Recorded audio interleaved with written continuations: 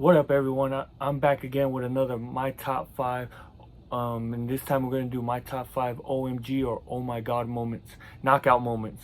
So, what's going to happen before we hop in the video, let me explain something. Now, I don't want you guys just to base it, since I'm saying knockouts, oh my God, I don't want you guys thinking like just scary knockouts or most brutal knockouts. What I mean by that, oh my God moments, kind of like moments that made me jump out. So like kind of jump out of my chair, or like I was never expecting that. Something to catch me a little off guard. It could be, yes, it could be a brutal one punch flat on your face type knockout. It could be someone I like. It could be a well-known fighter that was, terrorizing the division, and out of nowhere a unknown person comes and knocks him out. And it didn't have to be a brutal fashion, just stops that undefeated fighter or whoever it could be. That's so I don't want you guys getting mad, like, oh, that knockout wasn't all that. Well, see, just keep in mind, and don't worry, I'm going to explain why each one was like a oh my God moment for me, and why I'm having these in the order that it is. But I just wanted to give you guys a heads up so no one gets mad or criticizing my list or anything. But now let's hop into the list right now, and I hope you guys enjoy my top 5 moments. And always like, share, and subscribe, and share with your friends. But let's continue on the video. Coming in my number 5 spot is Joe Smith Jr. versus Andrew from Farah. Now, the reason I call this number 5 is because from Farah, if you guys knew him at this time, he was a former world title challenger when he challenged Darnell Stevenson and gave Stevenson a great fight from the middle rounds to late rounds, and even dropped Stevenson. But he would lose a decision. But after that, he would go on a 3-fight winning streak, and in that 3-fight winning streak, he would stop Julio Cesar Chavez Jr., making him Jr. quit on the stool in the 9th round. And then he would go into an action-packed fight in a 12-round decision against Nathan Cleverly, where he would literally throw 1,400 punches. I'm not exaggerating the number. He literally threw 1,400 punches, and Nathan Cleverly was right there with him, throwing non-stop punches right back at him. If you haven't watched the fight, trust me, watch it. It's an action-packed fight. It's a great fight too. It's a very enjoyable. I enjoyed it, but that's a side note. But going back, so from Farah was the former world title challenger. He's well known, and he was on his way to getting a rematch with Adonis Stevenson, and both were under the same management, Al Heyman, and they were just using Joe Smith Jr. as a stay busy fight, because Joe Smith Jr. we knew nothing about. The only thing that you knew anything, or 2 things you knew about Joe Smith Jr. was, 1, he was a construction worker. 2, he was a power puncher, with his record being 21-1 and 17 knockouts at the time. But other than that, no one knew anything else about Joe Smith Jr. And if you go back and look at his records at the time of people he fought, there was no one of substance. He just fought journeyman or low-level competition. There was no one. This was a huge step up for Joe Smith Jr.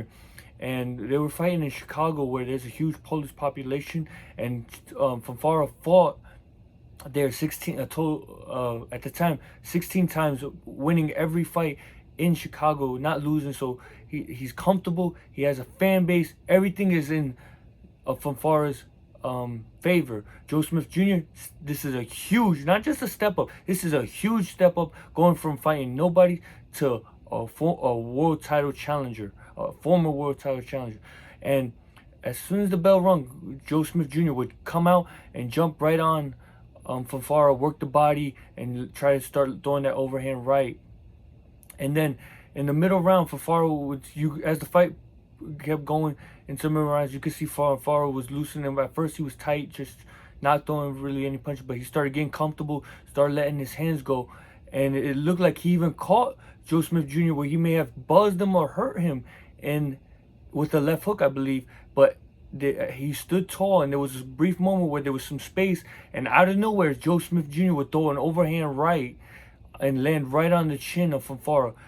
Farah would get up, but Joe Smith Jr. would push him back against the ropes and even push him to a corner. Eventually, he would land another overhand right and drop Farah, and forcing the referee to stop him. And this is an oh my God moment, because no one knew Joe Smith Jr. No one knew anything about him, and even the commentators were talking about, oh, once Farah gets past Joe Smith Jr., this Adonis Stevenson rematch is right next or down the line for him, but Joe Smith Jr. would stop him, and no one expected that because, like I said, he had power, yes, but he did not have the competition that he fought, and no one knew him. I believe he only fought in New York and Rhode Island. Those were the only two places. So he was also stepping out of his comfort zone where he fought. He was going into enemy territory and just surprised everyone with a beautiful overhand right that changed the world, not the world, but changed his career, because after that he started becoming a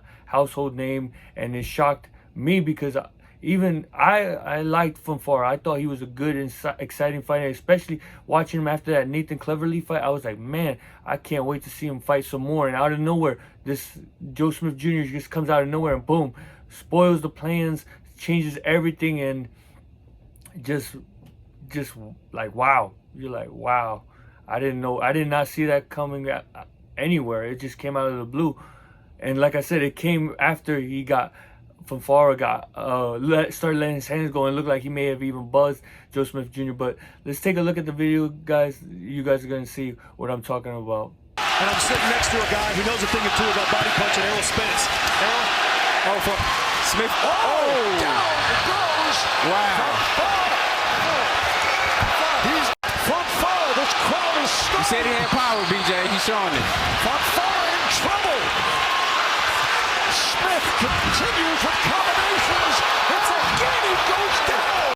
Coming in my number 4 spot is Darnell Wilson versus Emmanuel Nawado. Forgive me if I pronounced that last name wrong, but this was for the at cruiserweight. This was for the vacant USBA title. Now, both guys were knockout punchers. Wilson was 21 wins, 5 losses, 3 draws, and 18 knockouts. And Emmanuel Nawado was 20 wins, 3 losses with 16 knockouts. Both guys were punchers. Both guys came for knockouts. And side note, if you guys are wondering, why does that name Darnell Wilson sound familiar? Yes, he fought on Friday Night Fights. Yes, this fight took place on Friday Night Fights. And Wilson fought a couple times on Friday Night Fights and gave us some great fights, great memories. And because he also had the nickname the Dingling Man. I'm not making this up, guys. You can check it out. He was nicknamed the Dingling Man because he said when he would hit you, he would ring your bells. So, that being said, I know it sounds funny. I know you don't just go look it up if you guys don't believe. But this was a great fight. Both guys, even before the fight, Teddy Atlas was telling everyone this was a action-packed fight, and both guys would be going for the knockouts. Both guys won't be trying to sit back and go. And sure enough, they delivered, and both trying right away, trying to knock each other out. Darnell Wilson would drop Emmanuel in the 3rd round with a beautiful left hook in an exchange where they were both exchanging. He caught him with a nice left hook that would drop him.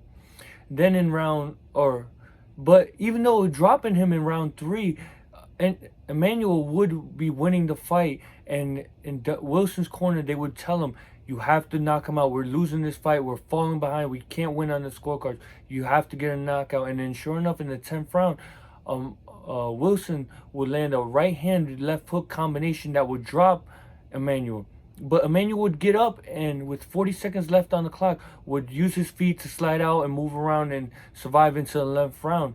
But he still was wobbly, and then Wilson was jumped on him and was working his body, trying to keep him still. And sure enough, he eventually would get to the ropes where Wilson was throwing hooks nonstop, trying to catch that chin, and Emmanuel would try to swing as well and catch Wilson in an exchange, but Emmanuel, the Dingling Man, Wilson would catch Emmanuel square on the chin with a beautiful left hook.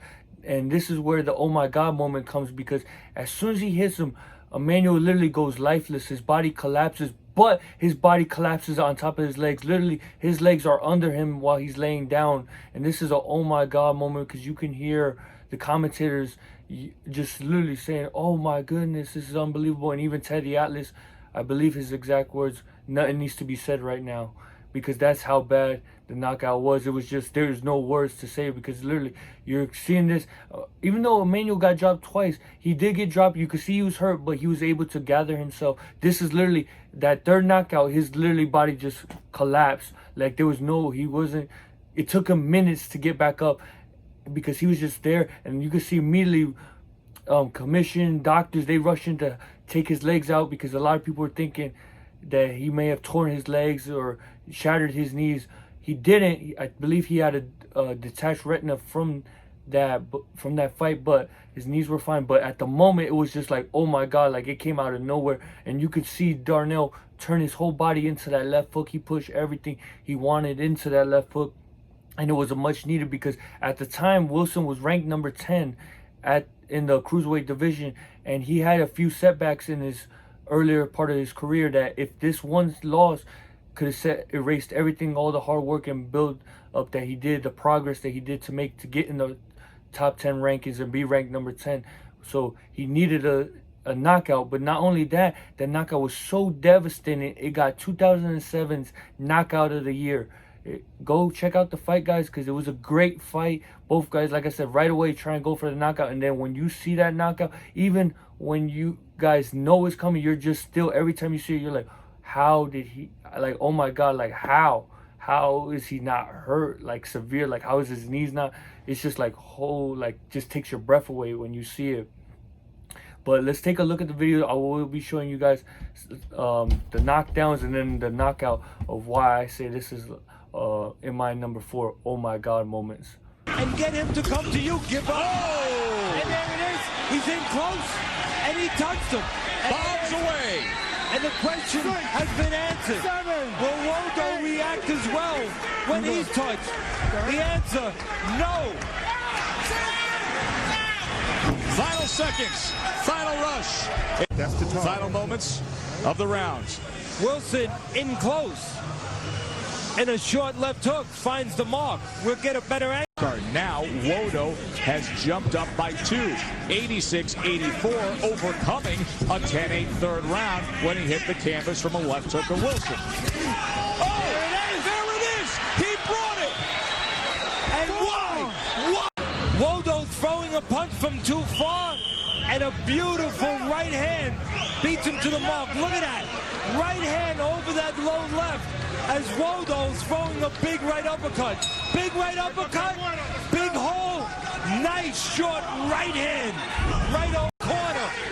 And Wodo must be looking. That is part of their job. Wodo, Feet crossed. Oh, a left hook like you cannot believe. Oh my, this fight is over. no need for words. Trying to stay on his feet. Here is the end. A missed right hand, but not a missed left hook. To our young fighters out there, the value of following up on a miss. The old timers would say finish with the left hook. Wilson finished with a left hook. Listen to this.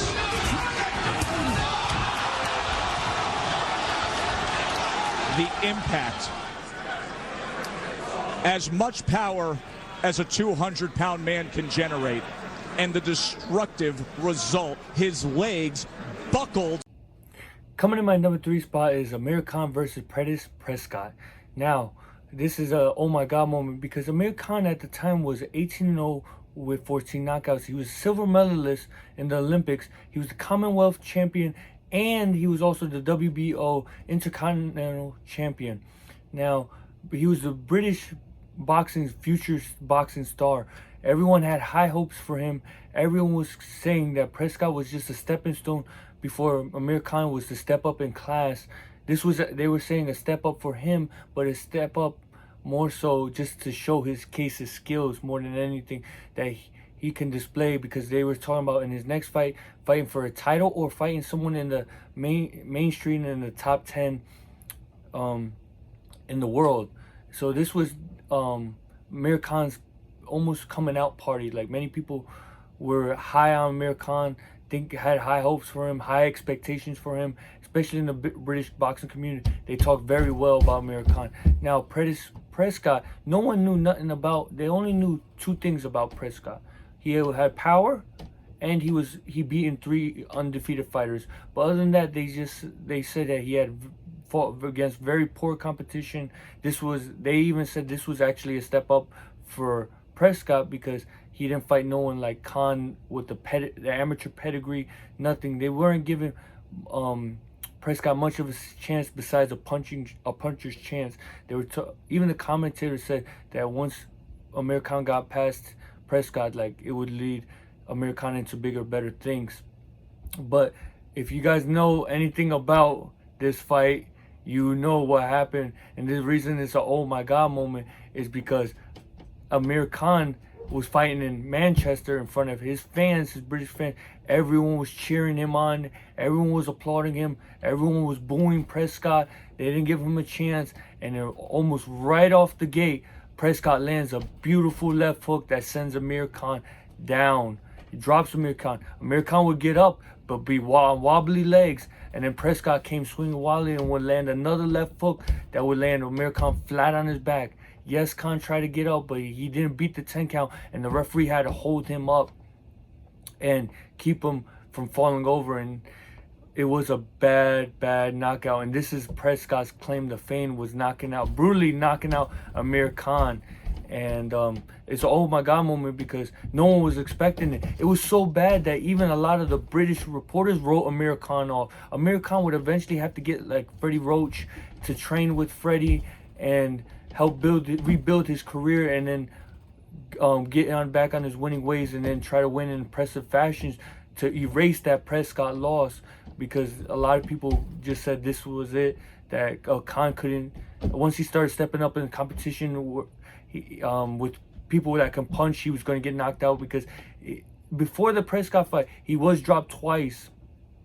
But both times he got dropped, he got up and would stop his opponents. But they were saying, like, this could be it. This was just, Khan was exposed and everything. So this is definitely a oh my god moment, because on one hand you have all your British fans supporting you, and then the next, after that knockout loss, not everyone, but a lot of people turned their backs on Amir Khan and just wrote him off. And so definitely this is a oh my god moment. We're going to take a look at the knockdowns and the knockout to see how this unfolded. Got this new trainer holding him, and he's hurt by a shot, and he's another huge left, and down goes Amir Khan again. Oh, he's all over the place. Oh, he's going to have to be stopped, surely. He can hardly stand. What drama here in the opening round. And the fight should be over. He's gone. The fight should be over. Oh, he's going to have to be stopped. Coming in my number 2 spot is Sam Maxwell versus Sadri. I'm sorry once again if I pronounce these names wrong, forgive me. But in this round, Sabri would drop, in the first round would drop Maxwell with the left hook to the chin, and then in the second round would follow Maxwell going backwards and land a right hand right on the chin. And then throughout the fight, Sabri was winning the fight. It was in pretty much control of the fight throughout. Was going to win. It looked like on the commentator scorecard was going to win a comfortable decision. But 50 seconds left of the 10th round, Sabri would catch Maxwell with the left hook right on the chin that would force Maxwell to stumble backwards.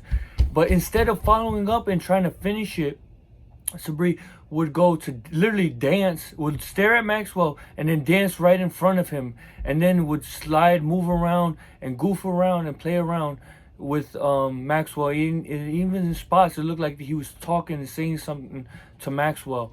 But then literally 14 seconds left, Sabri is throwing in exchange, and Maxwell times him perfectly and lands a right hand right on side of the face, right by the cheekbone, and land perfectly, which he would drop Sabri. Sabri would try to get up, but is not facing the referee and stumbles into the corner, which forced the referee to stop the fight. And this was a oh my god moment, because if you watch the fight, Maxwell is losing the fight. Even the commentators were saying that doesn't look like the normal Maxwell. He's getting beat. He's looking lethargic. He's not fighting like how they normally see. Like they were, everyone in the commentators sounded shocked how it was going, but then out of nowhere lands that picture perfect come from behind punch that you dream about. You know, every underdog that's losing or underdogs just lands about that perfect shot to win the fight with 14 seconds left. 14 seconds left to win the vacant WBO European Championship. Maxwell was bruised, cut. Like I said, you can watch the fight. He was losing. He was getting battered. He was getting out-punched. Yes, he was having in spots some good shots, but it wasn't enough to win the fight. All Sabar had to do was just move, survive, and he would have had his hand raised at the end. But nope, he wanted to be careless, wanted to be funny, he wanted to be cute, goof around, and guess what? Maxwell came back and boom. This is, to this day, I still see that knockout being played on Instagram, all over Instagram, and that's how I first found out about this, was because it was titled "When Cocky Fighters Get Caught," and that was the fight, or that moment is what I saw on Instagram, and it made me want to watch the fight. And literally, it's a oh my god moment, because it's like, literally, oh my god, what are you doing? You're winning the whole fight. You're winning the whole fight to literally throw it away.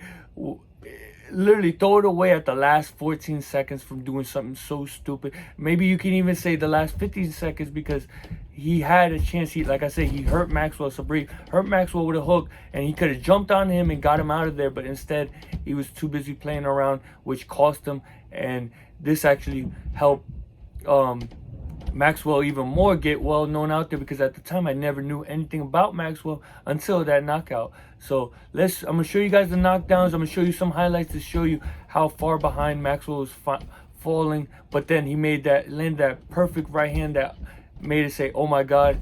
He just had his fans up cheering, roaring for him at that. So let's go to the video. To get to the final of the... Oh my goodness! I'm good enough to find a punch like that. Oh, he's got him again. Right hand this time. And this is turning into a... But there is still a long way to go, and he almost went there. He almost went with that left hand. Oh, great shot! Left hand, right hand from Maxwell. Well, where did that come from? How can I... Here he might have put him away. As it happened, bang! And look at Maxwell, the scream, the shout, because he knew he needed a big shot. He really did. Well, while the crowd and you at home are watching this, Maxwell is dancing around in the ring, shouting to the crowd, pointing at the big screens in the arena and sharing them. Coming in my number one spot is Sergio Martinez versus Paul Williams 2. Now, if you guys saw the first fight, that was a great fight in which Paul Williams would win a decision. Controversial decision, because I've heard, because the scorecards were so wide that it was such a great fight, but it was a close fight. Now, a lot of people thought Martinez won, and also a lot of people thought Paul Williams won. It was a controversial fight, but besides that, it was an action-packed fight, and Martinez had only 1 month prior to prepare for that fight, because originally Paul Williams was scheduled to fight someone else, but I don't remember who he was supposed to fight, but for some reason the fight it didn't go through, and Paul Williams still wanted to fight on the day, so they were looking for an opponent, and Martinez, with a month's notice, stepped up to that fight and gave us one of the best fights we ever seen, especially at that time. And if you haven't seen it, go check it out, guys. It's a great fight. I enjoy it. A lot of people were expecting, when the rematch was announced, it was even announced as fight of the year, potential fight of the year, before even the fight started happening, because of how good the first one was. And no one was expecting what was going to happen, because Sergio Martinez beat Kelly Pavlik and was defending his WBC middleweight title against Paul Williams in the rematch. So we're expecting a lot more fireworks. Paul Williams has fought at middleweight a couple of times, so we're expecting a good fight. And what happens is Sergio Martinez knocked Paul Williams out in the second round, clear out. As soon as that Paul Williams would have his hands down, Martinez would lean to his right and shoot an overhand left. Paul Williams tried to catch him with a left uppercut with his right hand down and square on the chin. Paul Williams, as soon as it hit, he would collapse, or you could see he just paused and then just collapsed, face first. But what's scary about this knockout and made you say, oh my God, was because Martinez never demonstrated one-punch knockout power. He would knock people out with volume, but he landed that picture-perfect punch right on the chin, and it would, Paul Williams would face plant to the floor. But what's scary and makes you go, oh my God, was one, you hear the thud of the punch, but when you see Paul Williams, he's staring blankly out. Even the camera zooms in to his face to see how he's just staring out, just out cold. You know, it was definitely an oh my God moment. I remember this because I had my brothers and I and a good friend of mine, we were in Tennessee with my father for a boxing tournament. We were boxing and we got done with our tournament, and it was the last day, and we were watching the fights. And you know, we got done with the tournament, we were eating pizza, watching the fights, and we weren't expecting it. We were expecting a good fight, but then out of nowhere, we jump up out of our beds like, oh my God, we just couldn't believe. Literally, we were saying like, oh my God, like we couldn't believe what just happened, how Paul Williams just got knocked out. I've never seen my time seeing Paul Williams. I've seen him fight over the years. I've never seen him get knocked down. I never saw him I've seen him stunned a little bit, but never hurt badly, severely at this time. And out of nowhere, Martinez just knocks him out with one punch. Even Max Kellerman was saying Paul Williams had a granite chin, and it was just boom, out, cold. Now let's look into the video so I can show you why this is my number one oh my God moment. Oh my God knockout moment, I should be more clear. Oh, and before I forget, it was even 2010's knockout of the year. Good left hand, and down goes Williams. I think it was a right hook. Right hand, Williams through the left, Williams down. He's not getting up, guys. Not getting up. Williams is a man with so much on the attack and aggression that he didn't even expect or see the punch. And that's the worst punch in the world, a punch you don't see. Martinez's left got there first. And Williams was out from the moment the punch hit him. Alright guys, if you enjoyed the video, click the button right here to subscribe. If you want to check out more of my videos, click here and here to click on my playlist and other videos that I have. But until next time, guys, I will see you. This is El Castigador. I'm checking out now. See you.